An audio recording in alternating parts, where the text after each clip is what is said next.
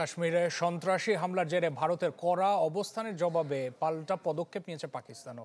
নয়াদিল্লির সাথে সব ধরনের বাণিজ্য বন্ধের ঘোষণা দিয়েছে ইসলামাবাদ এবং একই সাথে ভারতীয় বিমান সংস্থাগুলোর জন্য আকাশসীমা বন্ধ করে দিয়েছে দেশটি। নয়াদিল্লির পানি বন্টন চুক্তি স্থগিত করার সিদ্ধান্ত প্রত্যাখ্যান করে ইসলামাবাদ হুঁশিয়ারি দিয়ে বলেছে যে পানি বন্ধ বা ভিন্ন দিকে প্রবাহিত করার প্রচেষ্টা যুদ্ধের একটি পদক্ষেপ হিসেবে বিবেচিত হবে।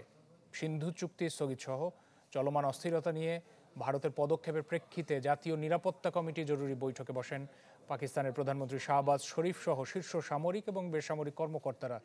বৈঠকে ভারতের পদক্ষেপকে একতরফা এবং দায়িত্ব জ্ঞানহীন বলে উল্লেখ করা হয়।